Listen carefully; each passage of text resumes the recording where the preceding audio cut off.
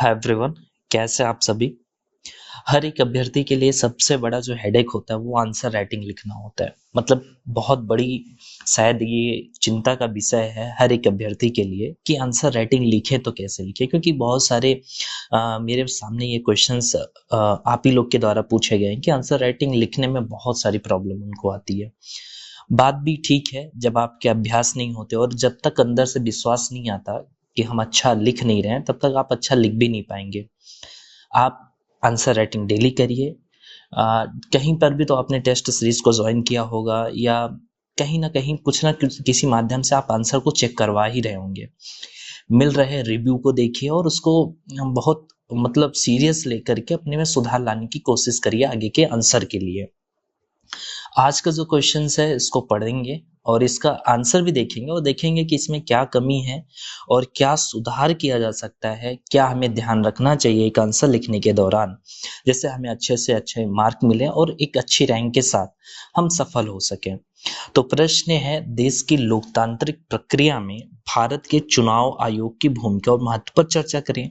State PCS के base पर इस क्वेश्चंस को बनाया गया है। क्वेश्चंस बहुत इजी है। जो यूपीएससी के क्वेश्चंस होते हैं उनमें थोड़ा हमें सोचना पड़ जाता है कि और क्या इसमें ऐड करना चाहिए, कौन से पक्ष हो सकते हैं, लेकिन सीधा सीधा पूछ लिया है कि स्टेट पीसीएस के एग्जाम में यही खास बात है कि बहुत जो भी पूछना होता है आयोग को, सीधा सीधा वो पक्ष उसमें दे ही देता है कि इस पक्ष पे बात करनी है। जैसे देश की लोकतांत्रिक प्रक्रिया में चुनाव आयोग की भूमिका और महत्व पर चर्चा करें। देखें तो दो पक्ष तो साफ तौर पे दिख रहे हैं कि चुनाव आयोग की भूमिका बतानी है। चुनाव आयोग की भूमिका मतलब चुनाव आयोग क्या कार्य करता है लोकतांत्रिक प्रक्रिया में, भारत के चुनाव आयोग के की भूमिका मतलब एक तरह से उसका क्या कार्य है, ठीक है। और वो जो कार्य करता है उसके कार्य का महत्व क्या है उस पर बात करनी है। तो मतलब यहाँ दो पैरा तो एकदम साफ तौर पे दिख रहे हैं कि हमें भूमिका पे बात करनी है, उसके कार्य पर बात करनी है, फिर इसके बाद महत्व को बता देना है। लेकिन मैं हमेशा ये कहता आ रहा हूँ कि हमें स्टेट पीसीएस या यूपीएससी किसी का जब हम आंसर लिखना शुरू करते हैं तो सबसे पहले हमें एक भूमिका लिखनी चाहिए, एक परिचय लिखना चाहिए। फिर इसके बाद देखना चाहिए कि क्वेश्चंस में क्या डिमांड है। जो भी डिमांड है उन पक्ष जो साफ तौर पे हमें दिख रहा है कि उस डायमेंशन पर बात करनी है, उस पक्ष को आप लिखिए आंसर में। फिर इसके बाद लास्ट में एक निष्कर्ष भी आपको लिखना होगा। इग्नोर नहीं कर सकते ना तो भूमिका को ना तो निष्कर्ष को, क्योंकि बहुत सारे मैंने जो आंसर चेक किए हैं उसमें देखें कि बच्चों ने भूमिका को इग्नोर कर दिया, सीधा जो डायरेक्ट प्रश्न में पूछा गया है जो पक्ष है उस पर लिखना शुरू कर देते हैं। हमें भूमिका बतानी होगी, लास्ट में एक निष्कर्ष भी देना होगा और प्रश्न में पूछे गए जो भी पक्ष होंगे उन पर भी बात करनी होगी। इस बच्चे ने जो भूमिका लिखी है उसको हम पढ़ें तो लिखा हुआ है कि भारत का चुनाव, मैं पेन को थोड़ा बदलता हूँ, दूसरा कोई कलर लेता हूँ तो ठीक रहेगा, क्योंकि रेड पेन से पहले ही लिखा है, मैंने ही चेक किया इसको। तो चलो ग्रीन ले लेते हैं। बच्चे ने लिखा है कि भारत का चुनाव आयोग लोकतंत्र की रीढ़ की हड्डी के समान है। राइट, समान है। यह एक स्वतंत्र, निष्पक्ष एवं शक्तिशाली संस्था है जो देश में स्वतंत्र एवं निष्पक्ष चुनाव कराने के लिए जिम्मेदार है। डियर, इस तरह के मतलब भूमिका बहुत ही आपकी मजबूत नहीं, स्मूथ नहीं है। आप इस तरह की भूमिका लिख देंगे, खैर चलो चल जाता है, लेकिन बहुत अच्छे मार्क इस यहाँ पर आपको मिलने वाले नहीं है।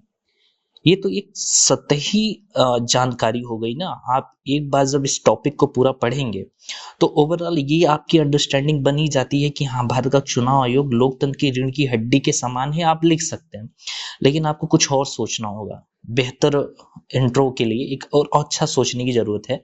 जैसे खैर मैंने यहाँ पर लिखा है,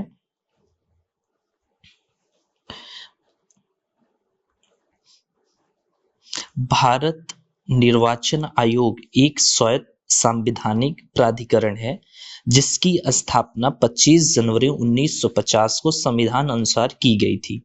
अब मैंने यहाँ पे कुछ फैक्ट दे दिए, ठीक है। स्टेट पीसेस में ऐसे भी फैक्ट अपनी इंपॉर्टेंस रखते हैं, तो यहाँ पे मैंने कुछ फैक्ट भी दे दिए कि 25 जनवरी 1950 को संविधान अनुसार इसकी स्थापना की गई थी। यह सॉरी यह संघ व राज्य निर्वाचन प्रक्रियाओं के लिए उत्तरदायी है। ठीक है, कुछ इस तरह से हम भूमिका बना सकते हैं।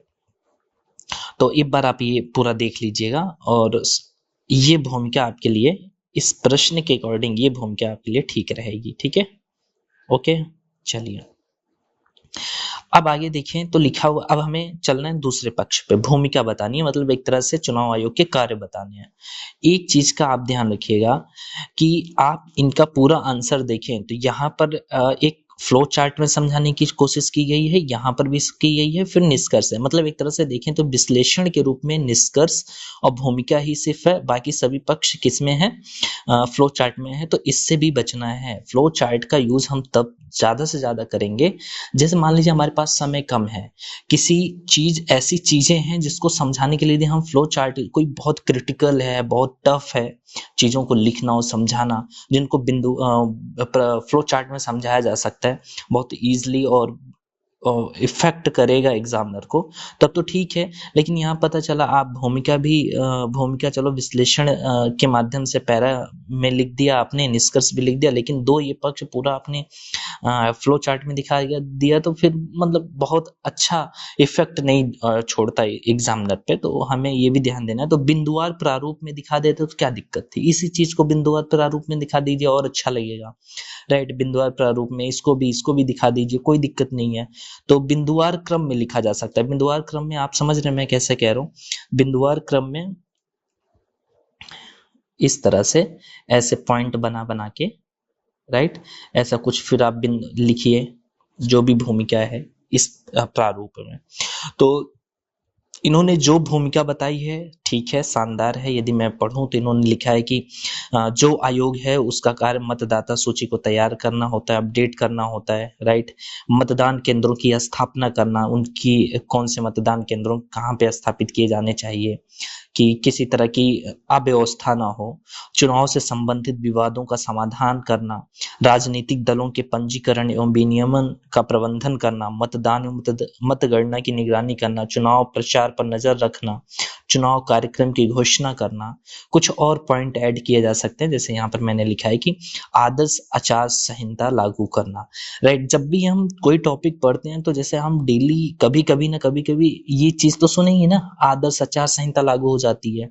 तो जो चीजें हम सुने रहते हैं उनको जरूर माइंड में रखिए, उनको लिखिए, ठीक है। और आप और चीजों को याद करने के लिए एफर्ट करेंगे, लेकिन जिस चीजों को आपने सुना है उसको तो जरूर ध्यान रखिए। और इम्पोर्टेंट, ये टॉपिक भी अपना महत्व रखता है, सॉरी ये पॉइंट भी, ऐसा नहीं है कि ये पॉइंट कोई ऐसा है कि बहुत जैसे कई सारे पॉइंटों में भी ना, पॉइंट को हम 10 पॉइंट हैं तो हमें पता है कि इन 10 में से 4 पॉइंट को तो हमें जरूर लिखना है। ये 4 पॉइंट अन्य 6 पॉइंट से ज्यादा वैल्यू रखते हैं, इनकी इंपॉर्टेंस ज्यादा है। इन 4 पॉइंट को लिखेंगे तो नंबर मिलेंगे। ये क्षमता आपके अंदर आ जानी चाहिए पहचान करने की, पॉइंट की। तो यहाँ आदर्श आचार संहिता लागू करना, फिर इसके बाद जैसे परिसीमन आयोग अधिनियम के आधार पर निर्वाचन क्षेत्रों की भूमिका, सॉरी क्षेत्रों की भौगोलिक सीमाओं का निर्धारण करना आदि। तो ये 2 पॉइंट ऐसे भी और ऐड कर सकते हैं। बाकी क्या आपने जिनकी भी कॉपी है उन्होंने जो भी लिखा है शानदार है, बस थोड़ा बिंदुवार प्रारूप में लिखने की कोशिश करिए डियर। ये सब चीजें तब करिए फ्लो चार्ट में भाइये जब समय आपके पास कम हो, और किसी चीज को, जैसे साइंस का कोई विषय है, इकोनॉमी का है, तो हाँ फ्लो चार्ट यूज करिए, ज्यादा अच्छा होगा। ओके, चलिए चुनाव आयोग का महत्व। अब देखिए महत्व में मैंने सिर्फ यहाँ पे लिखा है कि बिंदुवार क्रम में लिखें। ओके, चुनाव आयोग का महत्व क्या है, लोकतंत्र को मजबूत करना। और कैसे करता है, नीचे बता भी दिया गया है कि लोकतंत्र को मजबूत करने का काम करता है, इसलिए इसकी इंपॉर्टेंस बढ़ जाती है। किसकी, आयोग की। स्वतंत्र और निष्पक्ष चुनाव करा करके, स्वतंत्र और निष्पक्ष चुनाव करता है, इसलिए लोकतंत्र को ये मजबूत करता है, इसलिए इसकी इंपॉर्टेंस है। नागरिकों की भागीदारी को बढ़ावा देना, बढ़ावा देना, इसलिए आयोग का महत्व बढ़ जाता है। और बढ़ावा कैसे देता है, नागरिकों को प्रोत्साहित एवं जागरूक करके। तो ये अच्छा तरीका है कि आप इस तरह से बता करके फिर ये कारण भी बता दे रहे हैं। हालांकि एक तरह से ये कार्य में गिने जा सकते हैं, लेकिन ठीक है। ओके, फिर इसके बाद है देश की एकता अखंडता को बनाए रखना, शांतिपूर्ण एवं निष्पक्ष, थोड़ा और ये स्पष्ट हो जाता तो अच्छा रहता। ओके, फिर आगे है राजनीतिक दलों में विश्वास बढ़ाना, कैसे? स्वतंत्र एवं निष्पक्ष चुनाव करा करके। अब इसके बाद है एक आखिरी पॉइंट, लोकतंत्र को मजबूत करना। सॉरी, ये तो पढ़ लिया गया था, ठीक है। चलिए, अब इसके बाद निष्कर्ष पे आते हैं, मतलब स्टेट पीसेस बेस पे आधारित ये क्वेश्चंस था, तो मतलब आंसर के लिए कितने सारे पक्ष होंगे, क्या होगा, बहुत सोचने की जरूरत तो थी नहीं। अब ऐसे में आप निष्कर्ष पढ़ें तो निष्कर्ष इन अभ्यर्थी ये अभ्यर्थी ने जो लिखा उसको जरा पढ़ते हैं। भारत का चुनाव आयोग स्वतंत्र निष्पक्ष चुनाव आयोजित करके मतदाताओं को शिक्षित एवं जागरूक करके, एक तरह से ये कार्य है, आप ध्यान से देखें तो चुनाव आयोग स्वतंत्र निष्पक्ष चुनाव आयोजित करके मतदाताओं को शिक्षित एवं जागरूक करके और चुनावी प्रक्रिया में पारदर्शिता बनाकर भारत के लोकतंत्र को मजबूत करने में महत्वपूर्ण भूमिका निभाता है। तो ठीक है, इस तरह से भी निष्कर्ष लिख करके उत्तर की समाप्ति कर सकते हैं, लेकिन एक बेहतर तरीका होता है कि हालांकि क्वेश्चंस में तो पूछा नहीं गया है कि चुनाव आयोग की कुछ सीमाएं भी हैं, क्या कुछ चुनौतियां हैं, या इस तरह से तो थोड़ा नहीं लिखा गया है कि चुनाव आयोग की भूमिका और महत्व का परीक्षण करें। ऐसा तो कुछ नहीं है, सीधा है भूमिका और महत्व बता दीजिए। तो आपने एक इंट्रो दे दिया, एक चुनाव आयोग का संक्षिप्त परिचय दे दिया भूमिका में और इंट्रो में, इसके बाद दूसरे पक्ष में चुनाव आयोग के कार्य बता दिए, तीसरे में महत्व बता दिया, चौथे पैराग्राफ यानी निष्कर्ष में आपने इस तरह से निष्कर्ष लिख करके समाप्ति कर दी। कोई दिक्कत नहीं है, एग्जामिनर चेक करेगा और को नंबर देके चले जाओ, उसको बहुत ये नहीं होगा कि यार निष्कर्ष कुछ और होना चाहिए। लेकिन हाँ, निष्कर्ष को और बेहतर किया जा सकता था। कैसे? देखिए, हम ये कर सकते हैं कि थोड़ा बहुत चुनाव आयोग के सामने वर्तमान में चुनौतियां आयोग के सामने हैं, सभी लोग जानते हो, अच्छे से जानते हैं। ऐसा नहीं है कि चुनाव आयोग पर थोड़ा सा भी धब्बा नहीं लगा हुआ। धब्बा का मतलब ऐसा हम ये नहीं कह सकते चुनाव आयोग धांधली करता है, ऐसी बात नहीं है। बात ये है कि लोगों के द्वारा उस पर आरोप लगाए जा रहे हैं और ये खूब मीडिया, सोशल मीडिया पे हमें सुनने को मिलता है। तो हम क्या करें कि थोड़ा सा बता दें कि भाई आयोग के सामने कुछ तो चुनौतियां अभी इस टाइम पे फेस करनी पड़ रही हैं, वो चुनौतियां क्या हैं, और उन चुनौतियों के समन के लिए गवर्नमेंट को एकदम मतलब सक्रिय होकर के कदम उठाना चाहिए ताकि लोकतंत्र मजबूत बन सके। तो थोड़ा चुनाव आयोग के सामने जो चुनौतियां उनको बताते हुए सुझावात्मक निष्कर्ष लिख देंगे तो और बेटर होगा, नंबर मिलने के चांसेस बढ़ जाते हैं। एग्जामिनर को लगता है भाई आपने टॉपिक को खूब अच्छे से पढ़ा है। हालांकि जो प्रश्न में पूछे गए पक्ष थे भूमिका और महत्व आयोग की, उसके बारे में आपने बात कर ली है।